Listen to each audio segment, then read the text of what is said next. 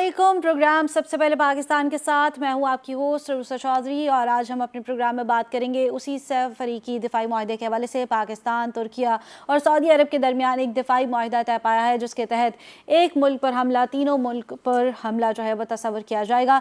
बहुत सारे ममालिक इस वक्त कशमकश का शिकार है कि ये माहदा इतनी हंगामी बुनियादों पर करने की क्या ज़रूरत थी। क्या पाकिस्तान इस वक्त इनडायरेक्ट वॉर से निकलकर मेन स्ट्रीम वॉर में दाखिल होना चाह रहा है? क्या पाकिस्तान, सऊदी अरब या तुर्की को कोई नया ख़तरा लाहक है जिसकी बिना पर यह माहदा तय किया जा रहा है? इसके साथ साथ वज़ीर आज़म पाकिस्तान शहबाज शरीफ का कहना है कि दिफाई माहदे का मकसद कतई तौर पर जारहियत नहीं है, ये तीनों मुल्कों के दरमियान खत्ते में अमन, खुशहाली और सलामती के हवाले से जो है माहदा तय किया गया है। इसके साथ साथ वज़ीर ख़ारजा इसहाक़ डार की बात करें तो उन्होंने अपने ईरानी हम मनसब अब्बास अराग़ची से भी रब्ता किया और ख़त्ते की सूरत हाल पर बातचीत की है और इस हवाले से उन्होंने कहा कि दिफाई माहदे पर तबादला ख्याल भी हुआ। रिपोर्ट के मुताबिक ईरानी वज़ीर ख़ारजा ने पाकिस्तानी हम मनसब को अमान के साथ आबना हर्मज़ में नई तजारती राहदारी के हवाले से भी एतमाद में लिया है। इस माहदे का मकसद मुकम्मल तौर पर स्ट्रेटेजिक तावन और ख़त्ते में अमन और इस्तेहकाम को बेहतर बनाना है। इस माहदे के हवाले से इस पर बहुत सारी बातें जो चल रही हैं इनके ऊपर भी डिस्कशन करेंगे। इसके साथ साथ प्रोग्राम के दूसरे हिस्से में एक और अहम टॉपिक पर बात करेंगे जो कि है पाकिस्तान में सूबों और इंतज़ामी यूनिट्स के हवाले से, क्योंकि पिछले काफ़ी दिनों से पाकिस्तान में नए इंतज़ामी यूनिट्स के ऊपर जो है वो बात की जा रही है कि क्या इंतज़ामी यूनिट्स होने चाहिए या नहीं होने चाहिए, और अगर होने चाहिए तो उनका फ्रेमवर्क क्या होने चाहिए। इसी हवाले से हमारे साथ बात करने के लिए मौजूद है ब्रिगेडियर फ़ारूक हमीद साहब, जिन्होंने हमें कॉल पर ज्वाइन किया। सर बहुत शुक्रिया हमें ज्वाइन करने के लिए। उनके साथ साथ हमें ज्वाइन किया है ब्रिगेडियर शफीक गाजी साहब ने, उन्होंने हमें वीडियो कॉल पर ज्वाइन किया है। सर दोनों का बहुत शुक्रिया। ब्रिगेडियर शफीक गाजी साहब, मैं आपसे शुरू करूँगी। सबसे पहले तो एक ऐसा माहदा, सफ़रीकी माहदा जो तय हुआ पाकिस्तान, तुर्किया और सऊदी अरब के दरमियान, और एक बहुत इंपॉर्टेंट माहदा है जिसमें तीनों ममालिक का एक डिफेंस पैक्ट हुआ है, कैसे देखते हैं आप इसको? इसके ऊपर बहुत कुछ बोला जा चुका है और बहुत कुछ लिखा जा चुका है। सबसे पहले तो मैं ये कहूँगा कि पाकिस्तान को इस माहदे को इनिशिएट करने पे फील्ड मार्शल आसम मुनीर को और पूरी कौम को मुबारकबाद। ये जो माहदा हुआ है, इससे पहले एक साल पहले अगर मैं आपको रिकॉल करवाऊं तो पाकिस्तान और सऊदी अरब का एक डिफेंस पैक्ट हुआ था। जी जी, 2025 में। और वो डिफेंस पैक्ट के ऊपर बहुत बातचीत हुई, जिसके ऊपर बेस करके पाकिस्तान ने रिसेंटली कुछ फोर्सेस भी जो है वो सऊदी अरब में तैनात की हैं और उन फोर्सेस ने अमेरिकन फोर्सेस की जगह ली है मुख्तलिफ बेसिस के ऊपर, और अमेरिकन फोर्सेस वहां से विड्रॉ करके वापस चली गई हैं। बिल्कुल।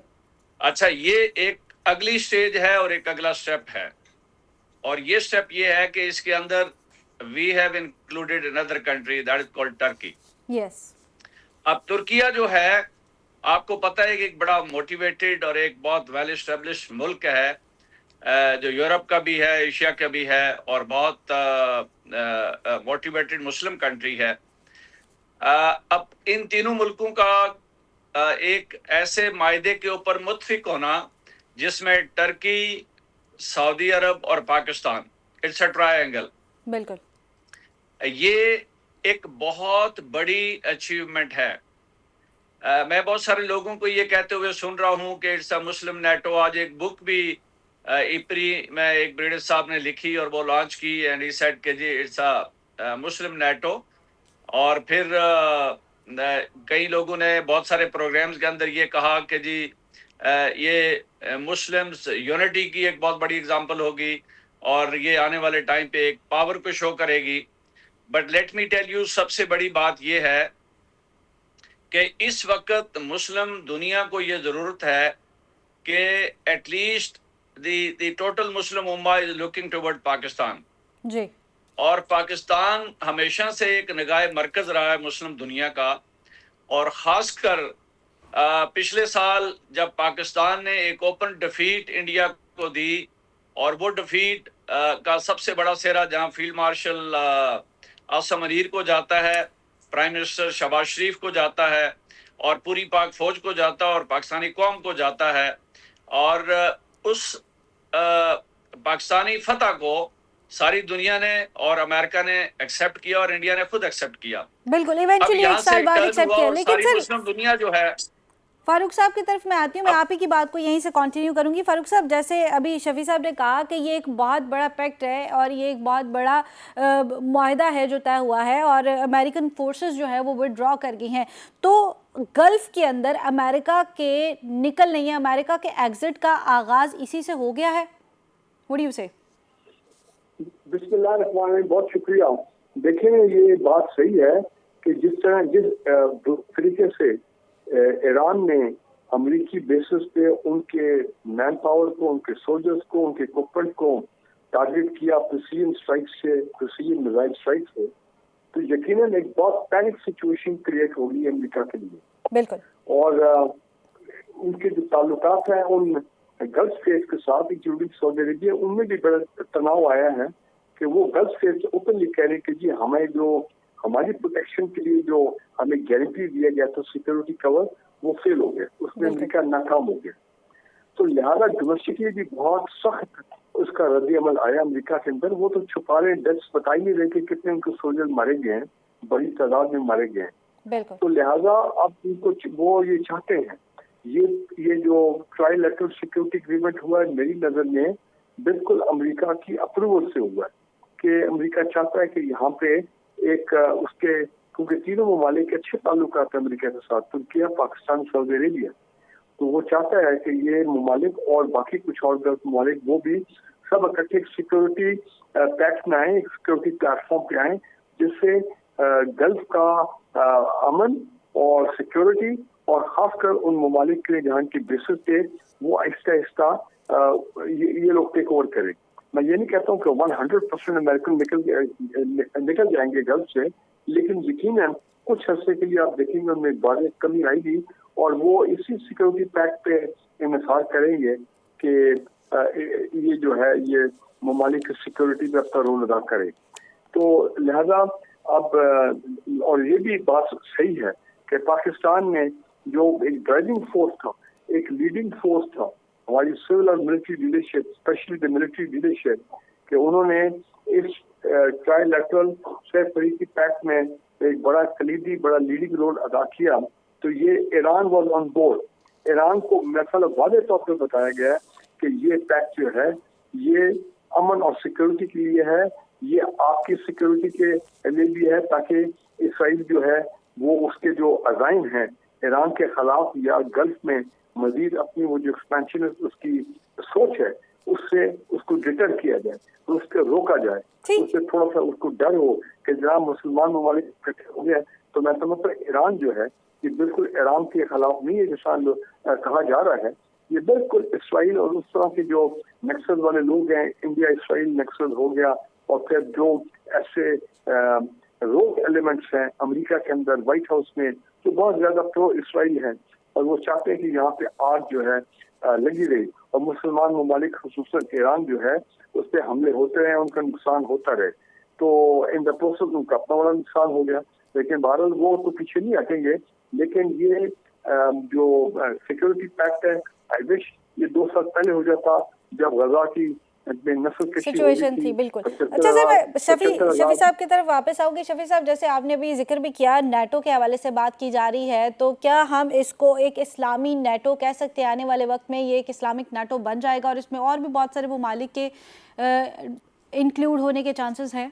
आपने मेरे से बात जी जी जी शफी साहब, मैं आप ही से बात कर रही हूँ।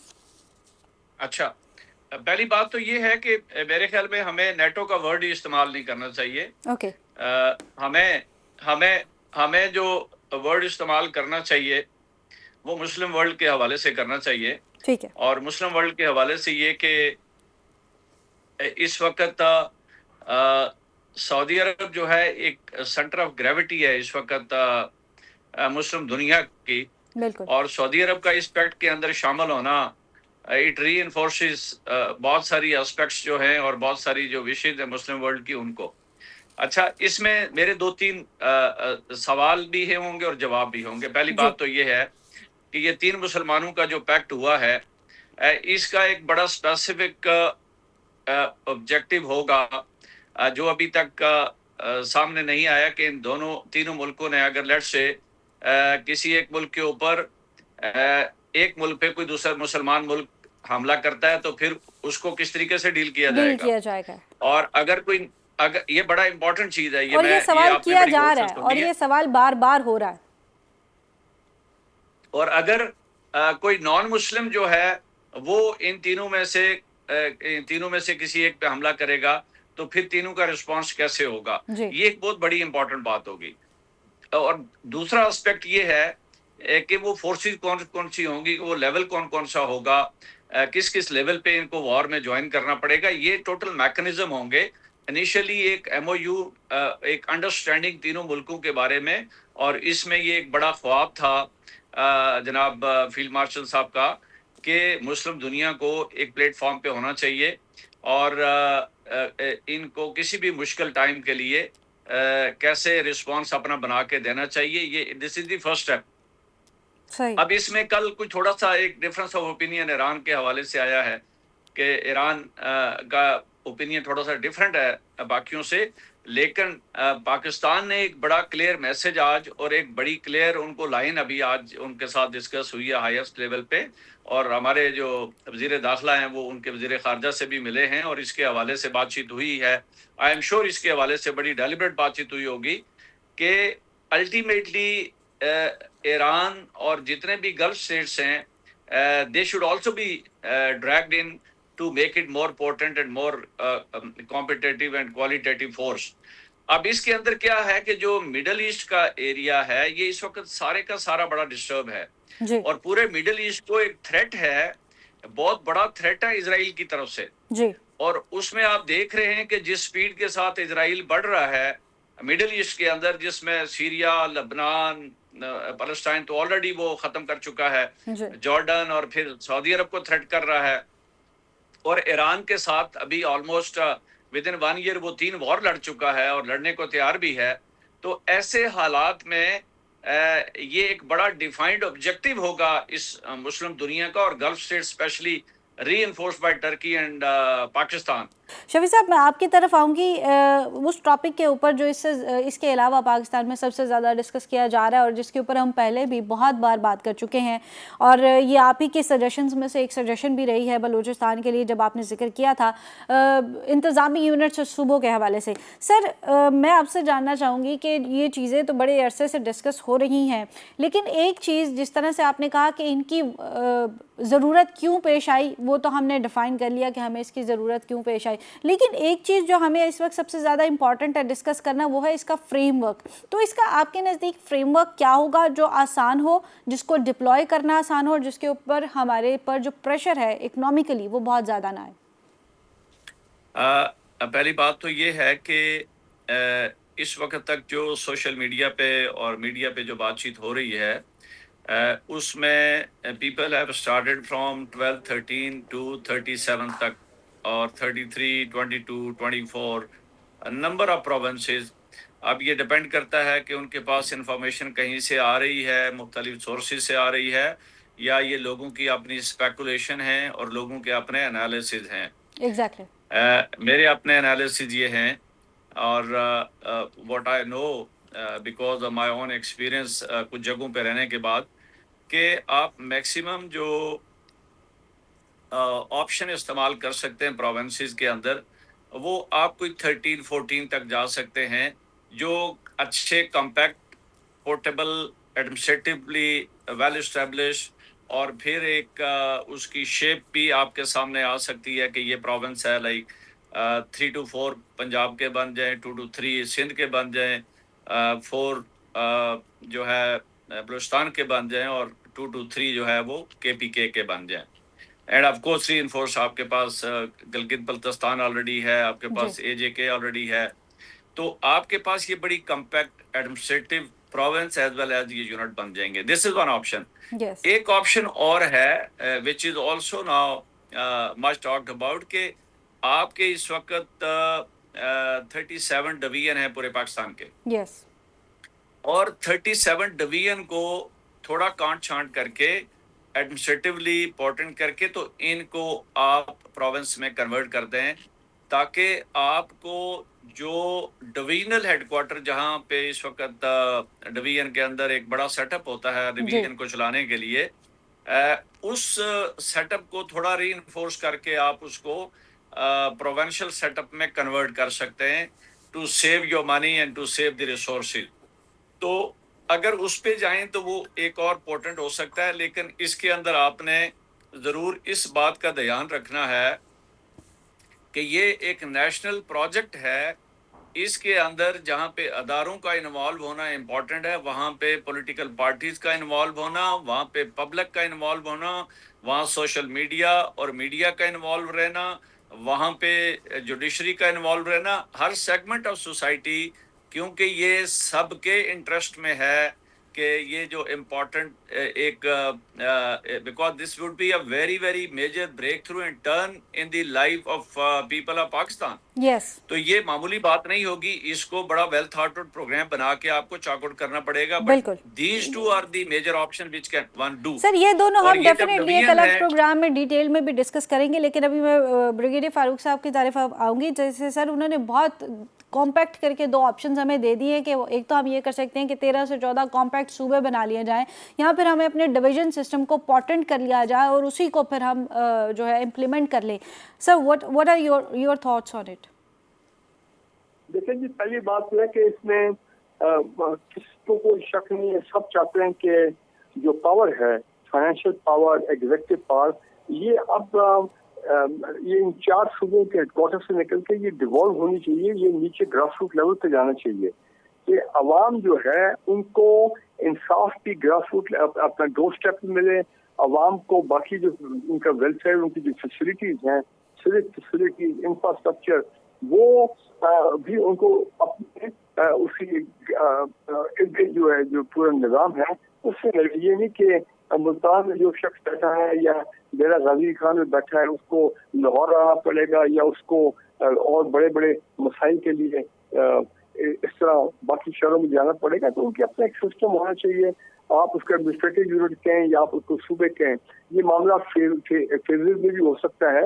लेकिन इसमें एक बड़ी इंपॉर्टेंट चीज़, थोड़ी देर पहले मैं एग्जांपल आपको देता हूँ कि मैं सुन रहा था एक चैनल के ऊपर और वो एक्सपर्ट बता रहे थे कि कितने 1-2 दहाई से उससे भी ज्यादा कराची का पानी का जो मंसूबा है, अब आप देखें कितनी ज्यादती है। K4 water supply scheme Karachi वाले तरफ के उनकी बुरी हालत हो गई है, लेकिन वो K4 मंसूबा मुकम्मल नहीं हो रहा। 17 साल से एक शख्स है जो कि चीफ मिनिस्टर है अपना सिंध का, लेकिन आप देखो और एक ही पार्टी पावर में है। तो कहने का मेरा मतलब ये है कि ये डिमांड बिल्कुल लोगों की सही है, ये सोच भी सही है। कराची को हो गया, गवादर को हो गया, ये बहुत हमारे इम्पोर्टेंट एरियाज हैं, इकोनॉमिक हब्स हैं, इनको फेडरल टेरिटरी होना चाहिए। इस्लामाबाद एक फेडरल एरिया है, तो ये भी एक बड़ी मैं समझता हूँ इम्पोर्टेंट डेवलपमेंट है from that point of view. और बाकी बस अफसोस की बात यह है कि जब भी मिलिट्री गवर्नमेंट आती है या मिलिट्री वाले पोजीशन में होते हैं तो वो हमेशा वो ग्रास रूट लेवल पे डेवोल्यूशन की बात करते हैं, लेकिन पॉलिटिकल सिचुएशन में हम ये चीज़ नहीं देखते और वहाँ पर इस चीज़ की गुंजाइश नहीं बचती। बहुत शुक्रिया ब्रिगेडियर फारूक हमीद साहब हमारे साथ मौजूद थे, ब्रिगेडियर शफीक हमारे साथ मौजूद थे, और जिस तरह से उन्होंने बात की कि चाहे हम दिफाई मुआहदे की बात करें या मुल्क में होने वाली दूसरी सूरत हाल के हवाले से, इन दोनों में पाकिस्तान को अपने हक़ में जो चीज़ें हैं वो बेहतर करने के लिए कुछ कड़े फैसले लेने की ज़रूरत है ताकि पाकिस्तान अपने मामलात को बेहतर कर सके। यहाँ वक्त तो एक ब्रेक का, आप हमारे साथ रहिएगा।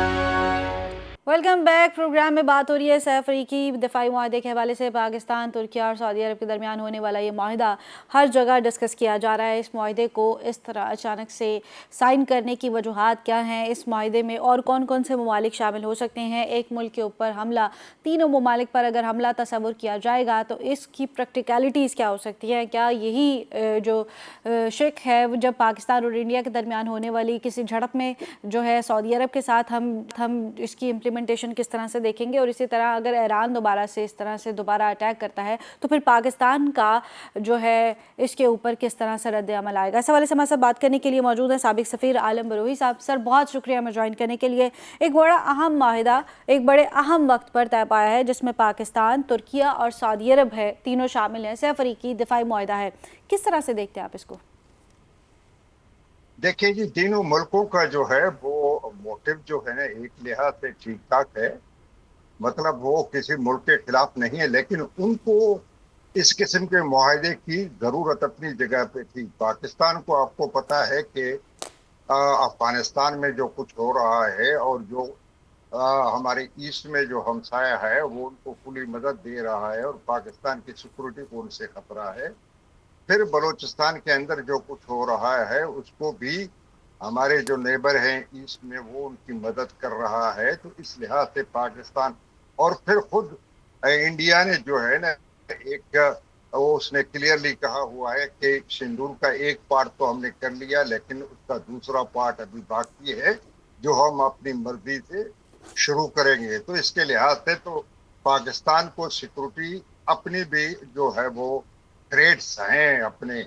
और इसी तरीके से अगर आप तुर्की की तरफ जाएं तो तुर्की को कई दफा इसराइल से धमकियां मिली हैं। कुछ और मुल्कों ने, एथेंस के साथ उनके ताल्लुकात ठीक नहीं है तो उन्होंने वहां से भी उनको कोई खतरा है। आर्मीनिया वाले जो हैं वो भी कोई होस्टाइल रवैया रखा हुआ है इनके साथ। तो सवाल ये है, अब सऊदी अरब का तो आपका पता है कि वो तो चारों तरफ से खतरात में घिरा हुआ था। वो तो हouthi का हमला और फिर इराक से ड्रोन हमले हुए और इसके अलावा रियाद में जो अमेरिकन अड्डे जो भी मिलिट्री के बेसिस हैं उन पे हमले हुए हैं। बहरहाल सिक्योरिटी थ्रेट तो है। बिल्कुल। इसलिए मैं कहता हूं कि इन मुल्कों ने अगर कोई एक पैक्ट ऐसा किया है जो अपने कलेक्टिव डिफेंस के लिए किया है और ओपनली कहते हैं कि this is an open document, इसको कोई भी मुल्क ज्वाइन कर सकता है। उन्होंने नाम नहीं गिनवाए लेकिन उन्होंने कहा कोई भी मुल्क रीजन का उसको ज्वाइन कर सकता है। इसका मतलब ये है चाहे वो मुल्क ईरान क्यों न हो, अगर वो रीजनल सिक्योरिटी को कबूल करता है और उस पर अगर ज्वाइन कर लेता है उनको, तो मेरे ख्याल में कोई इस किस्म की रीजंस, जैसे ईरानियों ने खुद कहा है कि उनके पास कोई ऐसे रीजन नहीं है कि वो ये यकीन कर ले कि ये मुआहदा इनके खिलाफ है या इनके खिलाफ बनाया गया हुआ है। तो इस लिहाज से अगर देखा जाए तो ये एक विन विन पोजीशन है तीनों मुल्कों के लिए। पाकिस्तान को खासकर जो है अपबीट होना चाहिए, क्योंकि इस मुआहदे की वजह से पाकिस्तान की जो पॉलिटिकल स्टैंडिंग है मिडिल ईस्ट में, प्लस उनका जो डिप्लोमेटिक क्लाउट है या उनका जो स्ट्रेचर है, स्ट्रेटेजिक स्ट्रेचर है, वो काफी हद तक पहले भी था, क्योंकि हमने एक बायलैटरल इस किस्म का एग्रीमेंट जो है वो सऊदी के साथ पहले साइन किया हुआ था। तो वो पहले था, लेकिन इस मुआहदे ट्राइलेटरल मुआहदे की वजह से इनके ये क्लाउट और ये स्टैंडिंग और ये स्ट्रेचर जो है पाकिस्तान का बहुत ठीक हो गया है, वो बहुत मतलब नुमाया हो गया है। इसलिए हम ये कहते हैं कि ये एक किस्म का डिप्लोमेटिक जो अचीवमेंट है, it is a big diplomatic achievement. तो हमें इस पे खुश होना चाहिए, ठीक है। बल्कि आलम देखना साहब ये देखिए, चाहिए हम कि मान अगर लेते हैं कि ये एक डिप्लोमेटिक अचीवमेंट है और इसको मानने में कोई दो राय नहीं है, डेफिनेटली एक डिप्लोमेटिक अचीवमेंट है। लेकिन हमें ये देखना है कि अगर जिस तरह आपने कहा कि सिंदूर पार्ट 2 रहता है और इंडिया इस तरह की हरकतें करता रहता है और हम एक्सपेक्ट करते हैं कि इंडिया ये हरकत करेगा, तो अगर इंडिया और पाकिस्तान की ऐसी कोई झड़प होती है तो फिर पाकिस्तान के साथ हम सऊदीया का या टर्की का किस तरह का कोलैबोरेशन देखते हैं कि इन फ्यूचर फिर इस तरह की सिचुएशन में टर्की और सऊदीया किस तरह से पार्टिसिपेट करेगा पाकिस्तान के साथ?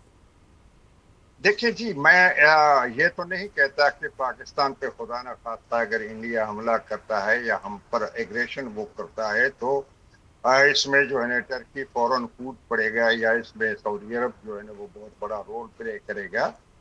आज पाकिस्तान को अपनी लड़ाई खुद लड़नी पड़ेगी, लेकिन इस किस्म के जो मुआहदे हैं वो टेटर जरूर करते हैं, एक किस्म का टेटरेंस उनका जो है ना इफेक्ट जरूर होता है कि एक मुल्क अगर इस किस्म के मेंबर पे हमला करेगा, जैसे नेटो के मेंबर हैं उस पे हमला करते ही वो मुल्क 10 बार सोचते हैं कि भाई नेटो का ये मेंबर है और नेटो के क्लास में बिल्कुल क्लियरली लिखा हुआ है कि उनके मेंबर मुल्क पे हमला, उन पे सब पे हमला तस्वुर किया जाएगा। तो इस किस्म के अलायंसेस का अपना एक ये बताएं कि डिटरेंस का उनका होता है कि वो मतलब हमला आवर को ये मजबूर कर देते हैं सोचने पर कि इस हमले के नतीजे क्या हो सकते हैं, क्या वो मुल्क इसमें जो है इन्वॉल्व हो सकते हैं या नहीं हो सकते, क्योंकि वार तो अनप्रिडिक्टेबल होता है।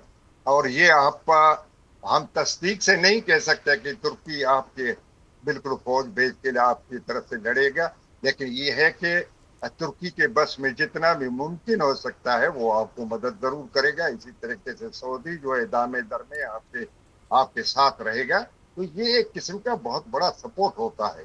ठीक है। अच्छा जी आलम साहब, अगर हम बात कर लेते हैं इस पूरे मुआहदे से पाकिस्तान को होने वाले बेनिफिट्स के हवाले से, एक तो आपने कहा कि डेफिनेटली हमारे स्ट्रक्चर में इजाफा हुआ है और पाकिस्तान ने इसके लिए बड़ा अहम किरदार अदा भी किया है, बट ऑन इकॉनमी वाइज और सफारती एतबार से पाकिस्तान को इससे क्या पॉजिटिव इम्पैक्ट मिलेगा?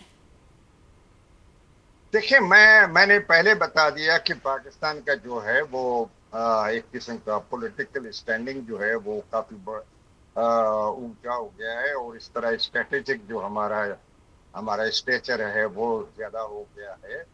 और अगर आप ये कहते कि ना इस मुआहदे के तहत अगर आप सोच रहे हैं कि आपकी इकोनॉमिक जो फायदे होंगे, मतलब ये है कि सऊदी अरब अपने खजाने का मुंह खोल देगा और कहेगा कि जी पाकिस्तान को इस वक्त इकराम की जरूरत है। ये देखिए, आपके लोन्स में कुछ कंसेशन मिल सकते हैं, रीशेड्यूलिंग हो सकती है, और आपका जो सऊदी अरब के साथ पहले अरेंजमेंट्स हैं, जैसे हम उनसे तेल जो है डेफर्ड पेमेंट पे लेते हैं, वो चलेगा, उसमें कोई खदशा नहीं है कि ये कहीं जाके जो है ना इसको एंड करना पड़ेगा। तो ये इस किस्म की चीजें, लेकिन जब तक जिस जहां तक हमारे हमारे इकोनॉमिक जो रिहेबिलिटेशन का ताल्लुक है, उसका ताल्लुक हमारे अपने अंदरूनी जो इंटरनल जो स्ट्रक्चरल इकोनॉमिक रिफॉर्म्स हैं उसके साथ है। जब तक हम ये रिफॉर्म्स नहीं करेंगे, जब तक हम ये कड़वी गोली नहीं खाएंगे, तो हमारी इकोनॉमी ठीक नहीं होगी। चाहे बाहर से आपको उसको कितनी भी मोटे मोटे इंजेक्शन लगवा लें, पैसे ले आए, पैसे तो आपको मिल रहे हैं, IMF की तरफ से मिल रहे हैं आपको, और कर्जे मिल रहे हैं, लेकिन सवाल ये है कि जब तक आप अपने नॉन डेवलपमेंट एक्सपेंसेस पे जो है ना वो काबू नहीं करेंगे, अपने जो है ना एक्सपोर्ट और इंपोर्ट के बैलेंस को ठीक नहीं करेंगे, जब तक जो है आप अपनी एक्सपोर्ट्स को बढ़ाने की नहीं सोचेंगे, तब तक हमारी इकोनॉमी ठीक नहीं हो सर सकता। आपकी बात बल्कि बिल्कुल दुरुस्त है, हाँ, हमें इंपोर्ट और एक्सपोर्ट को बैलेंस को ठीक करना होगा। हम देख रहे हैं कि इंपोर्ट करने की वजह से और बहुत सारी चीज़ें जो है हम इंपोर्ट के ऊपर डिपेंड करते हैं, जिसकी वजह से ख़ास तौर पर इस वॉर सिचुएशन में भी हमारे ऊपर बोझ बहुत ज़्यादा बढ़ गया। तो वो कौन सी ऐसी चीज़ें हैं जिन्हें हमें फौरी तौर पर ठीक करना होगा, या जहाँ पर हमें एक्सपोर्ट को बढ़ाने की ज़रूरत है ताकि हम इस इम्पोर्ट डिपेंडेंसी को कम कर सकें? देखिए जी, एक्सपोर्ट को बढ़ाने का मतलब आपके अभी भी जो जिन मुल्कों के साथ जहां आपका एक्सपोर्ट बढ़ता है, आपका यूरोपियन यूनियन के साथ अच्छा खासा जो है वो तिजारत है, आपका USA के साथ तिजारत है, और इसी तरीके से जो है ना आपने अभी तक ईस्ट जो आपके उसको एक्सप्लोर नहीं किया हुआ है। आसियान के साथ आपका जो है तिजारत बैठ सकता है। सेंट्रल एशिया में जो है ना आप अपनी तिजारत बढ़ा सकते हैं, अगर सीपेक को आप जरा एक्सटेंड कर लें और यहाँ पे हालात बलूचिस्तान में ठीक कर लें, और उस वहाँ पे गवादर जो हमारा पोर्ट बना हुआ है उसको चलाएं, और उस पे सेंट्रल एशिया के लोग जो हैं अपनी तिजारत वहां से शुरू कर लें, तो ये एक बहुत बड़ी इनकम हो सकता है आपके लिए। तो इस किस्म के जो है ना चीजें। अच्छा, ईरान के साथ हमारा जो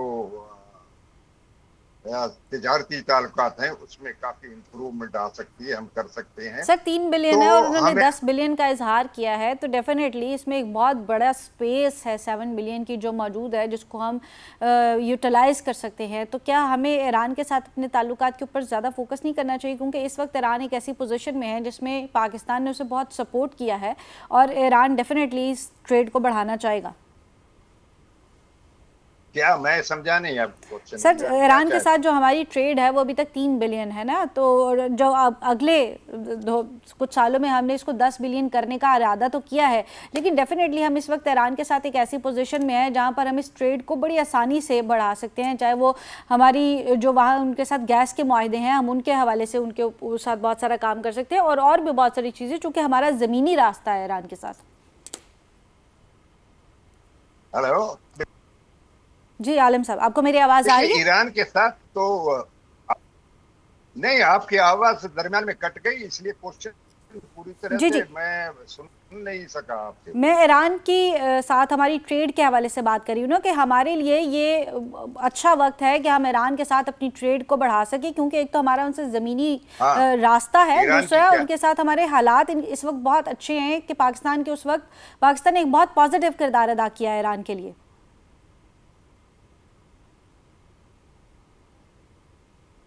देखिए पाकिस्तान बिल्कुल किरदार अदा कर रहा है और अदा करेगा, क्योंकि हम समझते हैं कि ईरान की खुदा न खास्ता अगर शिकस्त हो जाती है, ईरान एज अ कंट्री बिल्कुल कमजोर पड़ जाता है, तो उसका नतीजा क्या होगा? उसका नतीजा तो यही होगा ना कि इसराइल जो है वो पूरे खित्ते पे जो है ना वो राज करेगा। और उन्होंने बड़ी कोशिश की, उनका मकसद भी वार का यही था कि सारे मिडिल ईस्ट में अगर देखा जाए तो एक मुल्क रह गया था, दो मुल्क रह गए थे, चलो मैं ये कहूँ, एक ईरान था जो उनको रेजिस्ट कर रहा था प्रैक्टिकली अपने प्रॉक्सीज के थ्रू, चाहे वो लबनान में हो या हौथी में हो या जो इराक में हो या मिडिल ईस्ट के किसी भी इलाके में, सीरिया में तो उन्होंने काफी उनको रेजिस्ट किया। अब दूसरा जो मुल्क है वो पाकिस्तान था, उनकी यस, नजर में है। अगर ईरान कमजोर हो जाता है तो वो समझते हैं कि फिर तो उनको मिडिल ईस्ट पे राज करने से कोई नहीं रोक सकता, और नेक्स्ट में बिल्कुल इनका टारगेट जो है ना पाकिस्तान हो सकता है। तो ठीक है। इसलिए मैं कह रहा हूं कि ईरान को शिकस्त नहीं होनी चाहिए, हमें ईरान को यानी कमजोर होना देना ही नहीं देना चाहिए। ही नहीं चाहिए। ईरान बहुत की शुक्रिया, फतह बहुत जो है शुक्रिया। उसमें, हमारे साथ आला बरोर साहब मौजूद थे, साबिक सफ़ीर, और जिस तरह से उन्होंने कहा कि इस वक्त एक बहुत ज़रूरत यह है कि हमें अपनी इम्पोर्ट और एक्सपोर्ट के बैलेंस को बेहतरीन करना होगा, ताकि पाकिस्तान जो इस वक्त मौशी दबाव से गुजर रहा है उससे बाहर आ सके। यह वक्त तो एक ब्रेक का, आप हमारे साथ रहिएगा।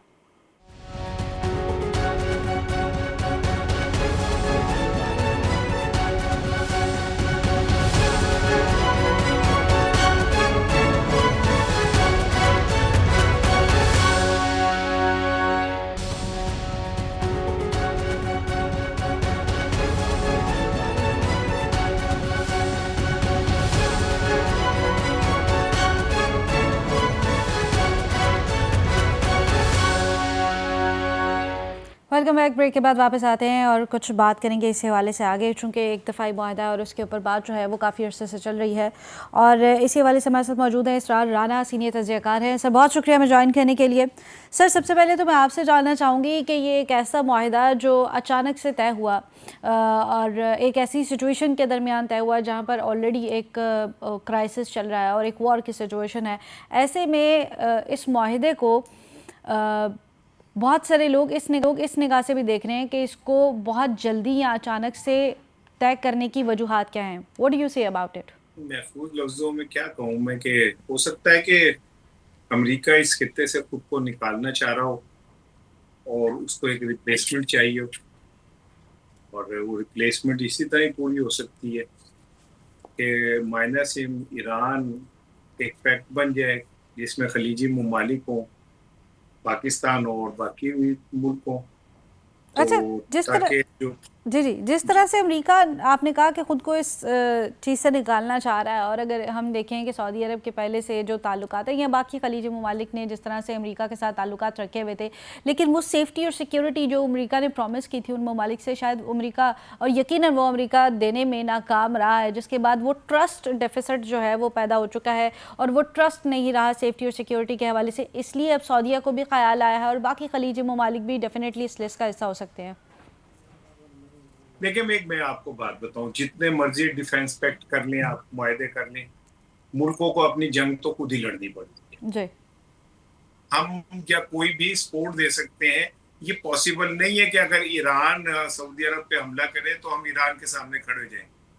हमारे मुफादात में जाता ही नहीं है ये कि हम ईरान अगर फर्क सऊदी अरब पे हमला करता है, सऊदी अरब की सरजमीन ईरान के खिलाफ इस्तेमाल होती है, अमेरिका करता है और वो वहां हमला करता है, तो क्या हम ईरान का हाथ पकड़ लेंगे क्योंकि हमारा मुआहदा हुआ है? मेरा ख्याल है इस तरह की चीजें अगर पार्लियामेंट में डिस्कस हो जाए ना तो ज्यादा अच्छी बात है। बिल्कुल। पार्लियामेंट में डिस्कस अगर फैसला होता, हमने माजी में भी एक दफा सऊदी अरब ने जब हमें कहा था यमन में फौज भेजो, तो हमने अपने पार्लियामेंट में डिस्कस की थी और करने के बाद इनकार किया। अच्छा सर, अब अपने पार्लियामेंट की डिस्कशन से मुझे याद आया कि आपको याद है कि पिछले कुछ दिन से एक और बहस पाकिस्तान में चल रही है। वफाकी वज़ीर दाखिला मोहसिन नकवी ने कहा कि निज़ाम कोलैप्स कर चुका है, अब हमें इसे इंतज़ामी यूनिट्स में डिवाइड करना होगा। तो before we dive into the second question, मैं आपसे ये जानना चाहूँगी, आपके ख्याल में क्या निज़ाम वाकई कोलैप्स कर चुका है? कोलैप्स करना होता क्या है? कोलैप्स किसे कहते हैं? जिस सोसाइटी के अंदर उसके कर्जे जीडीपी से ऊपर चले जाएं, जिस सोसाइटी के अंदर लोगों के पास खाने के लिए पैसे खत्म हो जाएं, जिस सोसाइटी के अंदर जो उम्रा है वो गरीबों के पैसों पे जिंदगी गुजारे, तो कोलैप्स करके मुआशरा। जो ताकतवर हैं वो अफसर हैं, पार्लियामेंटेरियन हैं, ब्यूरोक्रेट हैं, जिनकी तनख्वाहें लाखों में है, उन्हें बिजली भी फ्री है, गैस भी फ्री है, उन्हें मेडिकल भी फ्री है, उन्हें पेट्रोल भी फ्री है। और जो वो बूटा वो अमरूद लगा के बैठा हुआ है, उसके ऊपर बिजली का टैक्स भी है, गैस का टैक्स भी है, उसने पेट्रोल के पैसों पे लेवी भी देनी है, उसने बाहर निकलना है तो कदम कदम पे टैक्स भी देने। ये कैसे उसका मुआशरा है जिसमें ताकतवरों को सारी चीजें माफ है और गरीब की गर्दन के ऊपर छुरी फेरी जा रही है? तो ऐसे ये मुआशरे और कोलैप्स करना किसे कहते हैं?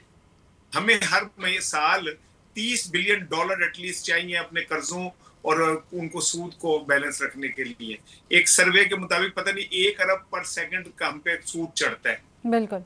और ऐसा मुआशरा जिसके पास एक्सपोर्ट करने को ही कुछ नहीं है। जो एक्सपोर्ट कर सकते थे उनको इन हुक्मरानों ने बिजली महंगी करके, हालात कशीदा करके खत्म करा दिए। जिस सोसाइटी में सियासी इस्तेकाम ना हो, उस सोसाइटी को आप कैसे समझते हैं कि जी वो कोलैप्स नहीं कर गई? लेकिन सर अगर हम 8 फरवरी को जी 8 फरवरी को जो लोगों ने मैंडेट दिया था, आपने उसको रद्द करके इन लोगों को लाके बिठाया और चुन के उन लोगों को लाके बिठाया जिनके ऊपर केसेस थे और जिनके ऊपर वो केसेस थे जो खजाने लूटने के, मनी लॉन्ड्रिंग के हैं। एक शख्स 10 साल जिसके ऊपर मुकदमा चलते रहे, पूरा पाकिस्तान मिस्टर 10% कहता रहा, उसको आपने पूरे जिंदगी की इम्यूनिटी दे दी। कैसा मुआशरा है ये? अच्छा, कैसा मुआशरा है जिसके ऊपर 16 अरब रुपए की मनी लॉन्ड्रिंग लगनी थी, उसको वजीर आजम बना दिया आपने।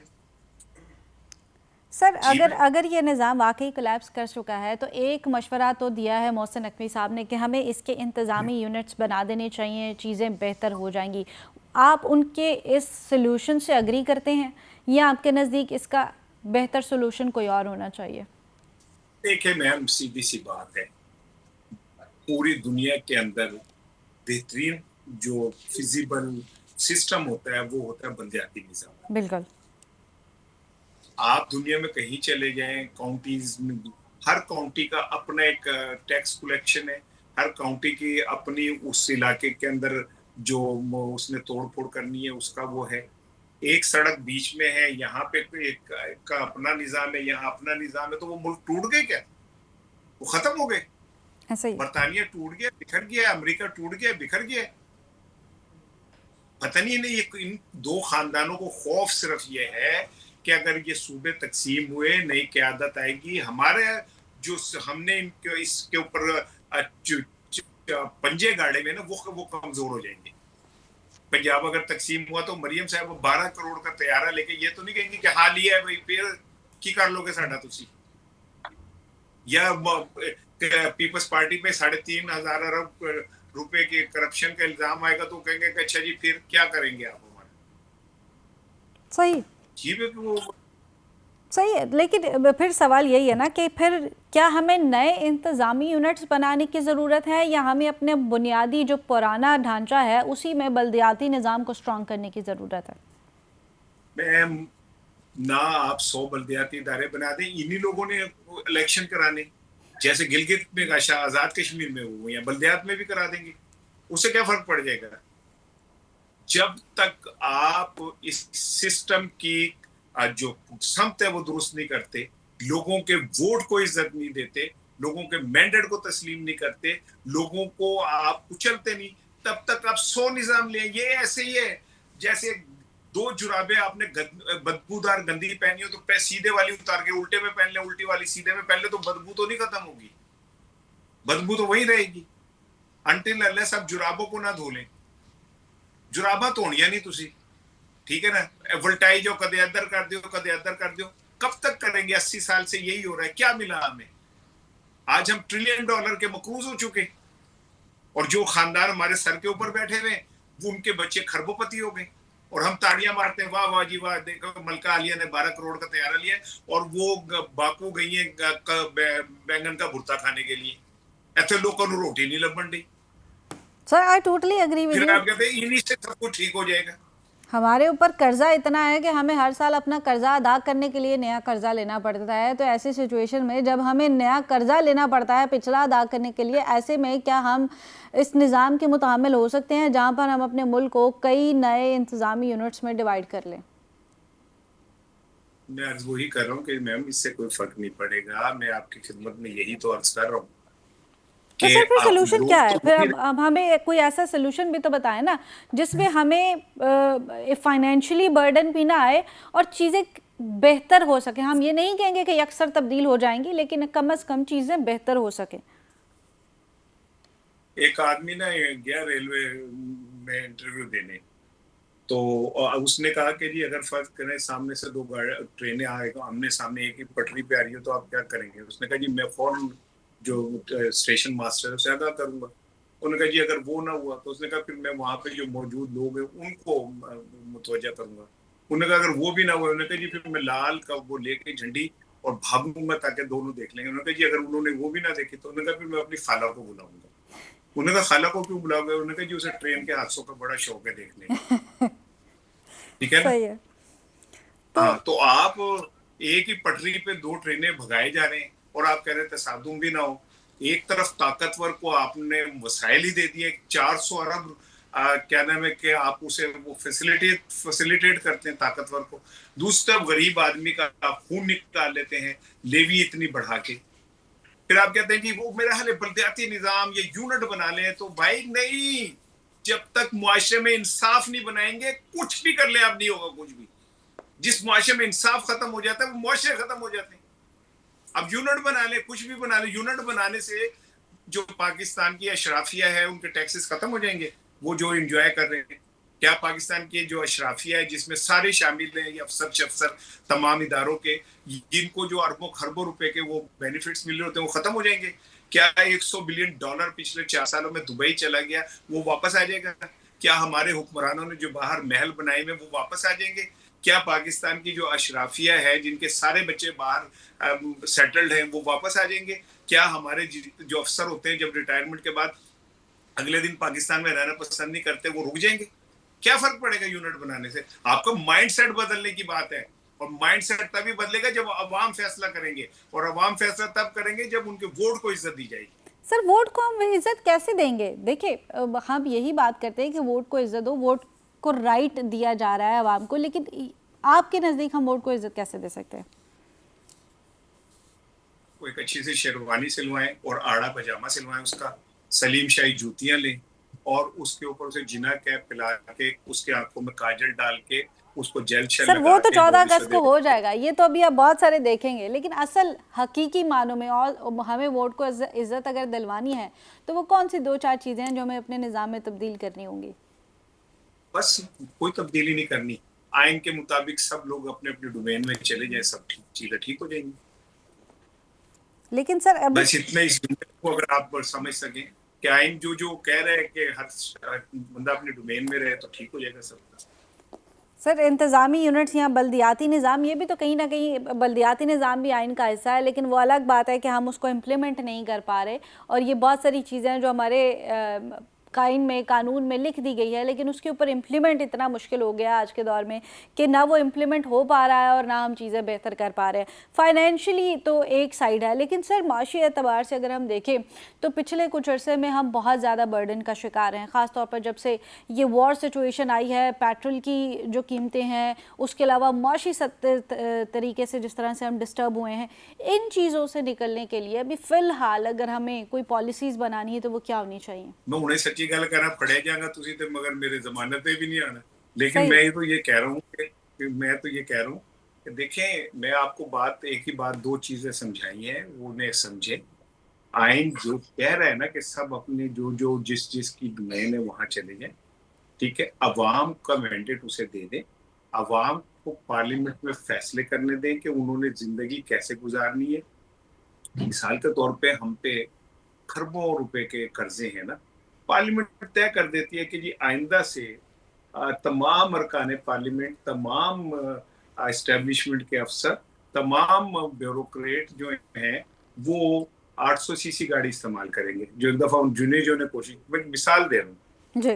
प्राइम मिनिस्टर हाउस में भी प्राइम मिनिस्टर के सिर्फ वो कमरे रोशन रहेंगे जहाँ उन्हें काम है या मेहमान होते हैं।